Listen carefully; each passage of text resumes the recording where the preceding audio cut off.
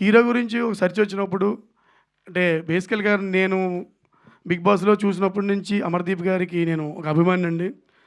So, ఆయనకి కథ చెప్పడం అయితే జరిగింది. జరిగిన తర్వాత ఆయన "సార్ నేను చేస్తానండి" అని ఆయన అన్న తర్వాతే ఈ సినిమాలో చాలా అంటే చాలా కష్టపడ్డాడండి. ఒక ఫైట్ సీన్‌లో కూడా హ్యాండు కొంచెం బ్రేక్ అయిందండి. ఆ టైంలో నేనన్నాననమాట, "సార్ కొంచెం రెస్ట్ తీసుకొని మళ్ళీ షెడ్యూల్‌లో చేద్దాం సార్ ఏం కాదంటే" "లేదు లేదండి యేసుకున్న షెడ్యూలు మిగతా ఆర్టిస్ట్‌లకి ఇబ్బందవుతది" అని చెప్పి ఆయన చూపించే ఆ డెడికేషన్ అనేది ఏదైతే ఉందో చాలా చాలా థ్యాంక్ యూ సార్.